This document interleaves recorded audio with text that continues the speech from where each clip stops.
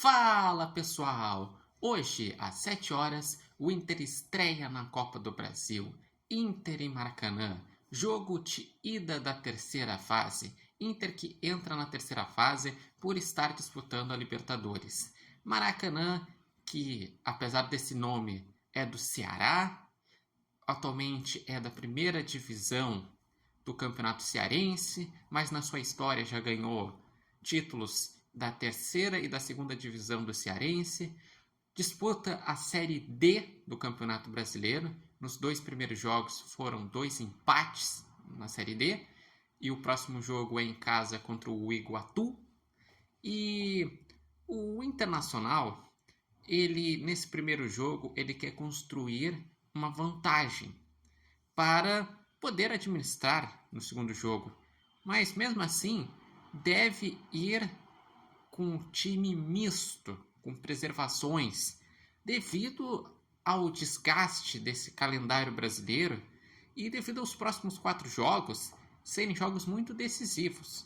O Inter no Brasileirão vai enfrentar o Corinthians e o Botafogo fora de casa, em que precisa pelo menos fazer 3 a 4 pontos para seguir no G6, que é um dos objetivos, e perto do G4, que também é um dos grandes objetivos do Colorado no campeonato. E também vai ter na Libertadores os jogos contra o Atlético Nacional, que o Atlético Nacional na Colômbia é um jogo fundamental, pois é o terceiro colocado do grupo e o Inter é o segundo, e o Nacional do Uruguai, em que na Libertadores, nesses dois jogos, o Inter precisa fazer pelo menos uns 4 pontos para chegar numa situação mais confortável na última rodada. Ou até classificado, se conseguir ganhar do Atlético Nacional e dependendo dos resultados da quinta rodada. O Inter deve preservar para essa partida o Vitão, que está com uma sequência grande de jogos, o Bernabei, que está com uma sequência de jogar quase todas as partidas, também o Bruno Henrique, que tem uma idade mais elevada e está sentindo e não está conseguindo ter a mesma intensidade. Provavelmente o Fernando, por ser jogador com a idade mais elevada. Alan Patrick, porque vai precisar muito do Alan Patrick nesses 4 jogos fora de casa. E também, quem sabe, o próprio Valência, por ter uma idade mais elevada. Mas esse aí é uma dúvida, porque o Borré sentiu no último jogo. Então talvez ele comece com o Valência nesse jogo. E o próprio Bryan Aguirre é uma dúvida, porque ele foi preservado no jogo contra o Juventude. Então pode ser que comece o Natan ou o Bryan Aguirre foi preservado para essa partida. E o provável Inter terá Antony, Bryan Aguirre ou Natan, Vitor Gabriel e Juninho e Ramon. Essa é a linha defensiva.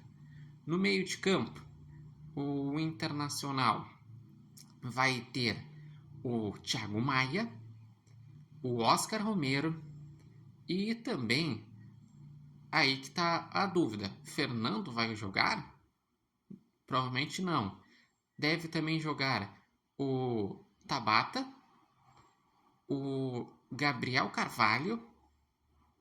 Daí uma dúvida se vai jogar o Wesley ou não, que o Wesley pode até jogar centralizado como um falso 9.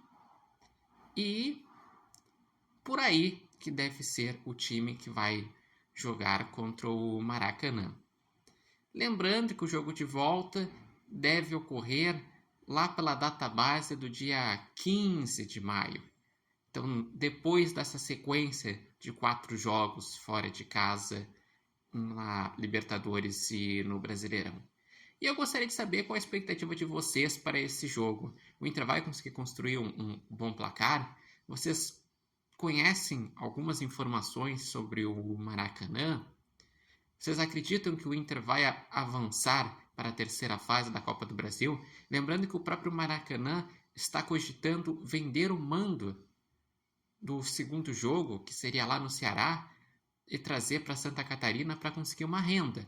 Porque o Maracanã sabe que é muito difícil ele passar contra o Internacional, então ele quer pelo menos conseguir uma renda pensando na temporada.